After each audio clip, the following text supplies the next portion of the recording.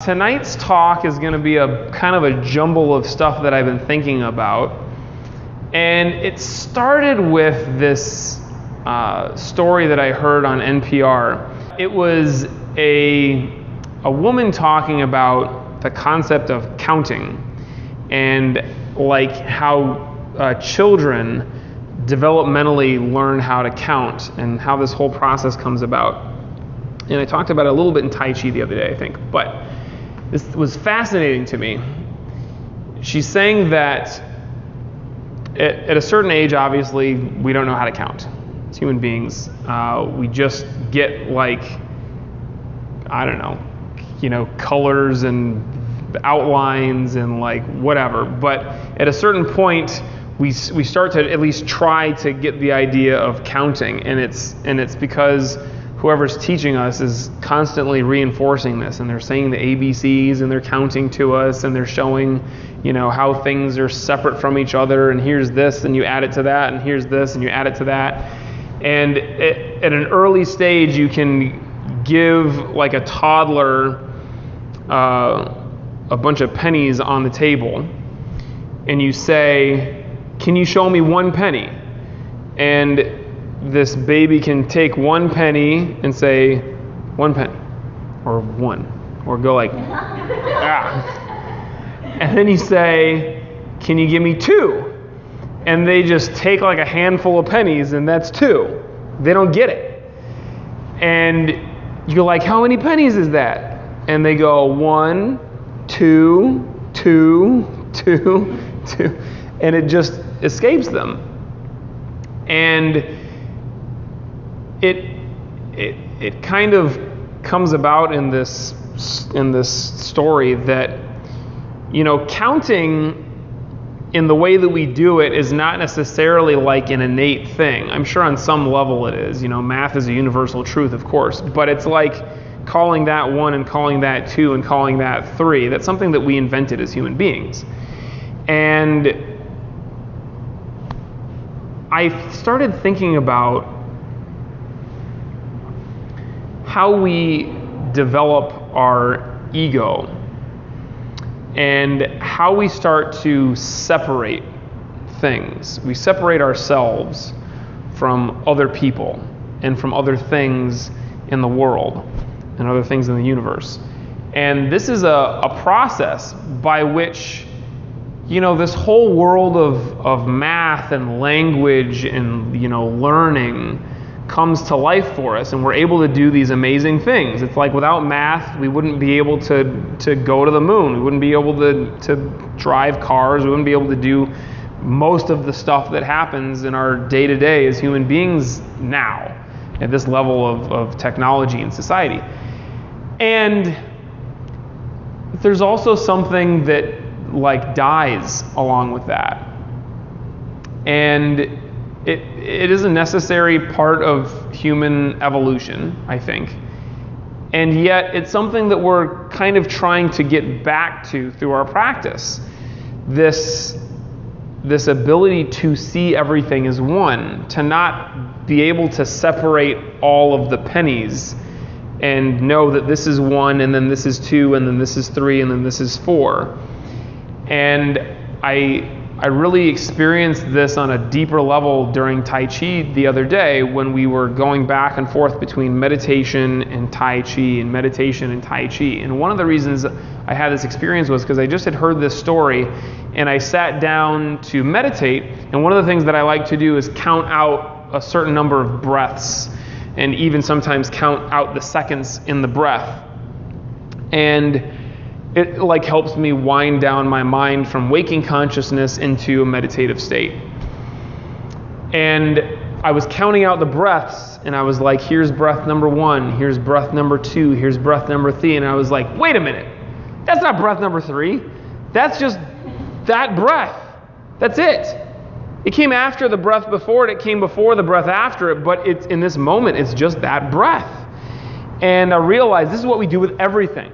We're all like counting up stuff and talking about things in a way that moves them about and separates them. And it's this concept of separating things and of making ourselves separate from the world and of counting the breaths. And it's like this is our experience of life is through the story that we're telling ourselves of our life. And it's a chronological kind of progression where first I was here and I was like this, and then I was this way and I did that thing, and then I moved over to here and I did that. And it's like, I tell this story to myself, and you guys have heard this story sometimes where, I was a kid and I was in middle school and kids made fun of me and I was like a wuss. And I was a victim of other kids making fun of me, and I carried it into like adulthood pretty much, and I was like still, but then I became confident through martial arts, and then I realized that it was all just in my head the whole time, and so I can, be a normal, productive member of society. And it's like, it's like we see ourselves in these distinct phases and these distinct states. But really, there was very little different about who I was as a child compared to who I am now. The everyday experience, or the experience from this moment to the next, was very much the same. Yet, we love to live in the story, and we love to think about how things progress. And we love to think about the things that happened in the past and see how that has made us who we are and all this stuff. And it's fun. It can be useful even. But is it real? Is that reality? Is it reality to separate ourselves from other people and even from ourselves in the past? And is it reality to count out these breaths and think of this, this is breath 700,692. Like, that's just something that we made up. And so this part of us that we lose as we grow older and we become adults and we have to like be responsible and have jobs and count stuff is it's kind of sad. And then I thought about this question of the week. The question of the week was, what is one act of kindness that you can do today? Or something like that. And it's like, why do we have to have that question? Almost like it's totally unnatural for us to be kind to somebody else. And it is, because we see ourselves and it's like, well, this is me, and then that's you over there, and on a very visceral level, it's my job as a human being to stay alive. And way back in the day, it's like we're out on the savannah, and I gotta do whatever I have to do. I gotta kill other things, and I gotta keep myself alive. And imagine what it would be like, if human beings didn't have egos and we didn't see ourselves as separate, we would all just like die pretty quickly. So, it serves a purpose to keep us alive, but we kind of buy into it a little bit too much, don't we? And I was out last night just getting dinner down the street, and this homeless guy came up to me, and he, I could tell that he wanted something, and somewhere kind of in the back of my head I go like, oh, here we go, this guy's gonna ask me for something, he's gonna ask me for money. And I don't like giving money to homeless people because I think like they're gonna go, buy drugs or booze or something with it. I'd rather give them food. But this guy asked me for food. He said, hey, can you buy me a cookie? And I don't like buying cookies for homeless people either, because I think their teeth are gonna rot out. But I was feeling generous, so I'm like, yeah, I'll buy you a cookie. I'll buy you dessert. And this store that we're right next to is closed. We're like knocking on the door, nobody answers. And I'm like, well, I could give up now, but I thought, this guy is just like me. I'm hungry. He's hungry. I have the money to go into this restaurant and buy a nice meal. He doesn't. So, there's not really any difference between us. Why is it that I deserve this thing and he doesn't? So we walked into the Chinese restaurant next door. He's like, can I get some dessert? They don't have any dessert there. It's a Chinese restaurant. They have fortune cookies. You have to buy something else to get the dessert.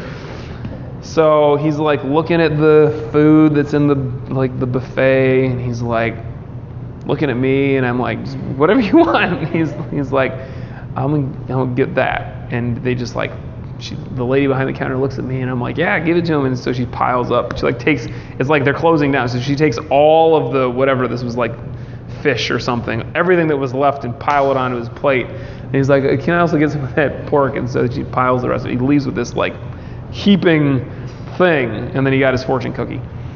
And it's like, sometimes we have to, check ourselves and remember that the way that we separate ourselves from people isn't real. And it's like, it's so ridiculous that buying a human being food becomes like a big deal, and that we get so up in our heads about it. And it's all just because of this story that we tell ourselves. It's all just because we started counting at some point.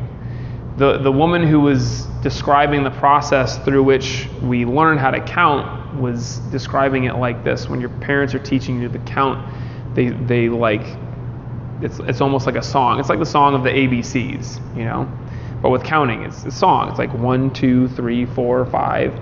Whether there's a melody or not, it doesn't matter. It's still, it behaves in our mind kind of like a song. And at first it doesn't make any sense to us. We're like, what? 1, 2, what? This does not make any sense. I'm a baby. and then at a certain point, we just decide to believe the song. It's like, I've heard it so many times. All right, I guess so. 1, 2, 3. I believe you. And that's like, it's weird for us. It's not natural, really. But yet we do it. And we buy into it. We buy into the separation. We buy into the ego. We buy into, this is me and this is my stuff, and that's you and that's your stuff. And I'm not saying that you should all, go move into a commune and share all of your belongings, or go, live in the mountains and meditate. I mean, great if you want to, but that's not the point of this. It's just that, like, an act of kindness really on a deeper level is the most natural thing for us. It's if you can't look at somebody and see yourself in them, you're really missing it. You're really missing what life is about. So when we meditate, this is one of the things that we practice. We practice recognizing our own humanity, but on a deep level, on a level that is beyond separation, on a level that is deeper than and almost outside of the concept of language and counting and progression and chronological order and story and all of that stuff. When we sit down to meditate, we just let that stuff go. And recognize this. When I'm saying, like, when I sit down to count breaths, that's not meditation. That's counting breaths. To really meditate, you have to even let that go. You can't even sit and count. It's not good enough. You have to just breathe. And not think of this breath as the one that came after the one before it. And not think of this breath as the one that comes before the one after it. This is just this breath. And then this breath. And then this breath. That's it. So meditation is a recognition of life, and our experience is a succession of moments, and all there ever is this moment, and all there ever is us together. So when you're sitting today, one of the things that I like to do from time to time is practice a compassion meditation, where I will visualize. This is kind of before I'm just letting go of all thought. I'll do this as a separate kind of exercise, and I'll visualize the people closest to me in my life, the people who I care about the most, the people who I love the most, I feel very connected to. And I'll allow myself to feel that connection. and then I'll expand it to the next rung. So the next, if I start with my family, then I might expand it out to my friends. I might expand it out to everybody in the dojo. I might expand it out to everybody who I see during my day. I come to the dojo and I see everyone in the Indian restaurant. I see everyone in the payday loans place, and then I expand it out further and further. And now I'm in the whole state of California. Now I'm in the whole world, and then I'm like out there with aliens. And to expand compassion outward and to actually allow yourself to feel that for these people who you don't know and you will never meet, that's real. So you can practice that today if you choose. But let's start off by sitting comfortably.